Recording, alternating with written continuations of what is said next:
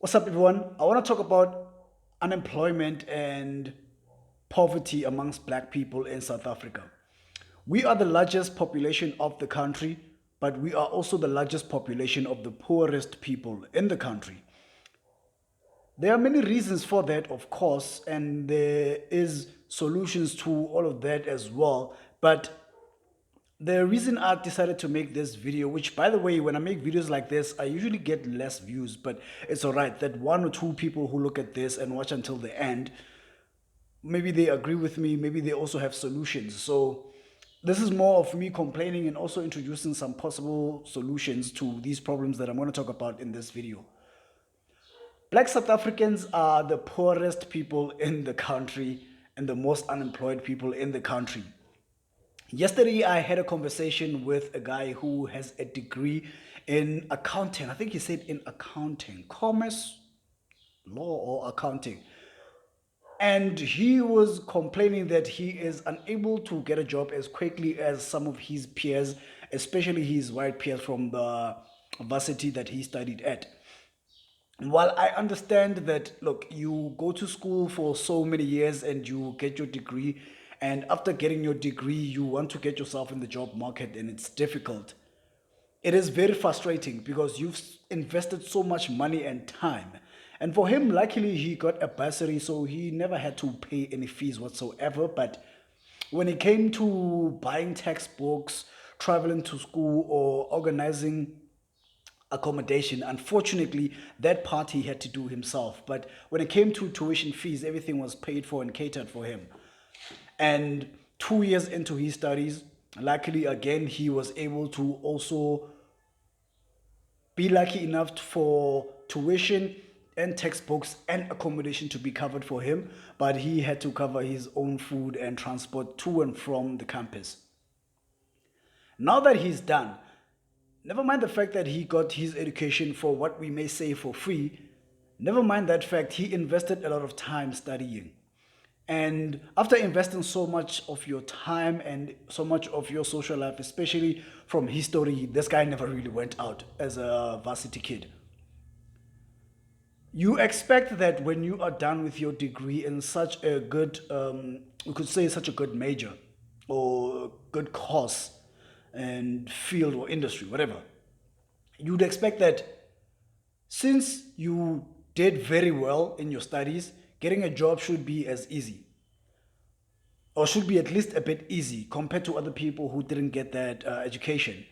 And it is a bit far from the truth because he is struggling to get a job, and in 6 months in after his graduation, he has his results, his certificate, and everything to prove that he has studied. And he was complaining about the fact that some of the other kids, Indians, some Arab kids, and also white kids mostly, are already working. And in fact, some of them were working 3, 4 years into their studies, and he was unable to get a job.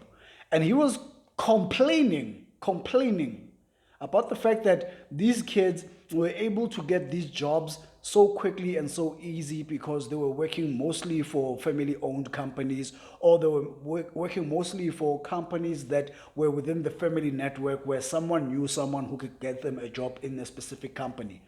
He was complaining. And the reason I am emphasizing the fact that he was complaining is because that there is part of the problem. We are good at complaining and not putting in an action. Like, my question after his complaints, which I really did well in being able to sit and listen to him for about 15 to 20 minutes of him complaining. And I only had one question at the end of it. I asked him, "What are you going to do about it?" And he said, "Well, the government is a problem, so we have to lobby with the government to ensure that there are more jobs." And I was like, "What if the government can't do it?" And he said, "Well, the government then is useless." And I was like, "Okay, let's say the government is useless and it's unable to do it and provide jobs, rather. Like, it's unable to do it in meaning that it's unable to provide jobs. What are you going to do about it?" And he seemed more annoyed than being a bit enlightened by my question. He was really, really annoyed that, what the fuck kind of question are you asking me? I am telling you that I went to varsity for a particular amount of years and I've invested my time and I've got a degree. I'm good at studying and all the information that I retained from school, I still have it.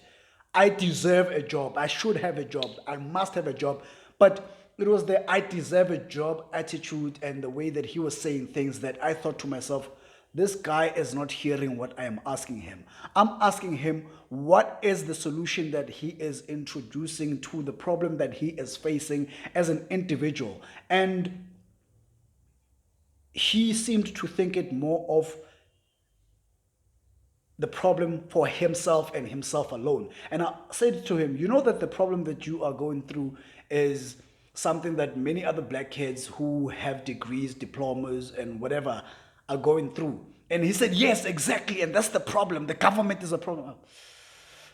Okay, I hear you. Now, you as an individual, what is your solution? What are you going to do? Yes, you have told me about the family networks that enable Indian kids and white kids to be able to get into the job market as quickly as they are done. The solution there is somebody had to start something for that to be able, for that to be enabled rather. So I asked him, is it impossible for you to start your own law company? And I was asking him this because I have somebody in, I could say, step family. Oh, we know him through the step relationship. I'll talk about that in future. But this man started a law company. And the name of the company is Kumalo Masondo Attorneys. He studied as a lawyer. I think he might have gotten a job, but he started his own law company, and the company is doing very well. So I was asking this guy, is it possible for you to start your own small scale company? And he said yes, but he was not willing to do it because if he goes into a job with his qualification in the first year, within the first 6 months, every month he will be getting close to 30 to 40,000 rands a month. And if he was to start a business, he might find himself not making any money for the first 12 months. So he was aware of this. And because of that, he was not willing to start. So I said to him, look, man, if you are not going to start a business as an accountant, that means that your children in future or your siblings, since you do have siblings who are studying some things that are within the lines of what you have studied, they are going to face the same problems as you are facing right now. So you are complaining about the fact that the white kids and the Indian kids you went to varsity with have jobs and they are doing well already within 6 to 12 months of them after graduating or even before graduating. And this is possible because they have networks in their family that allow this to happen for them. And in the same breath, you are saying that you are not willing to do this for your own network of people, build your own network. And yet you are still complaining. And you know, this is a problem that I think is very universal. When I've had conversations with many people that have finished their studies, I have spoken to people who also didn't finish their studies, but they still have some knowledge of things or skills that they could use on the market to actually make a living for themselves. Oops. And most of them are really not willing to do their own thing. Most of them just want things to happen for them through government or through private companies. And we have no fucking right to be complaining if we are not doing anything about the positions that we find ourselves in. We have no fucking right. If I'm to speak about myself personally, I'm where I am because of some of my personal choices and because of some of external forces. But I have no fucking right to complain about the choices that are made that may affect where I am. External forces, if there's nothing that I can do about it, I've got no right again to complain, and I just have to find a solution to do things differently. So the problem of unemployment is that our country is regressing, it's not growing, it's not creating new infrastructures or new companies or businesses to hire people, and people are not willing to take matters into their own hands. When you go into Indian areas like, let's say, Lenasia, if you're in Soweto, and let's say Dalpark if you are in the East End, most of the time you will find that the Indian and Arab areas are isolated in a way, but there's an economy in that area, and the people in that area predominantly live in big, beautiful houses, and everyone or almost everyone is employed in some shape or form, whether in their own business or in a family business or a friend's family business. These are things that are replicatable. Is it replicatable or replicable? Replicable or replicatable. Doesn't matter. These are things that are doable by many other communities. People who come from China and build a Chinatown. People will come from an Israel or something like that and build a Jewish community. Why are we unable to do the same things? Like we don't do the same things, but then we complain that these people have these things set up for themselves and their families. Oh man.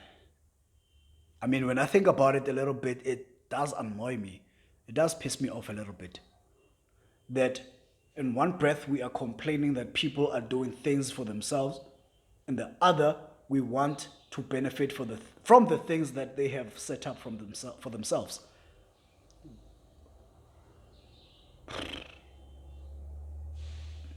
Why?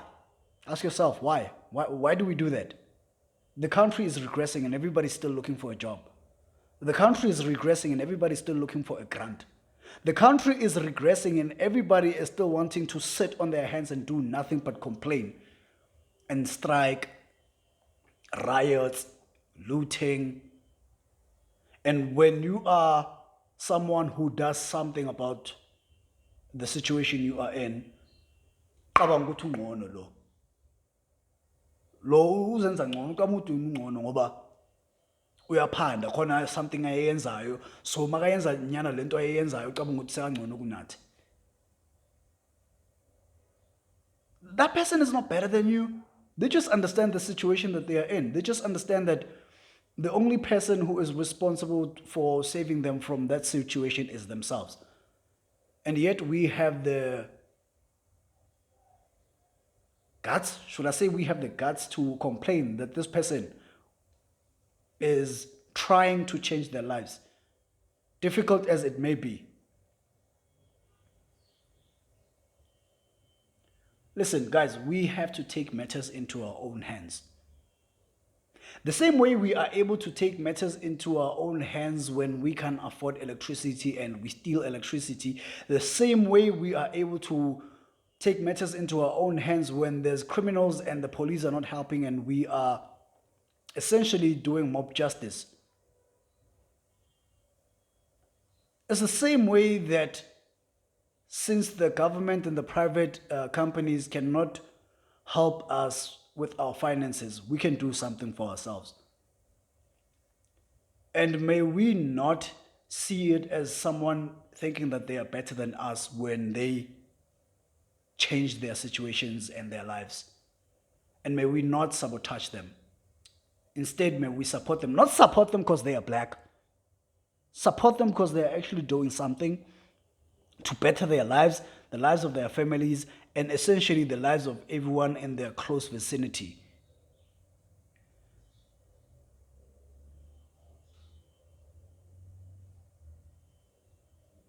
I'm done for now. I'm done.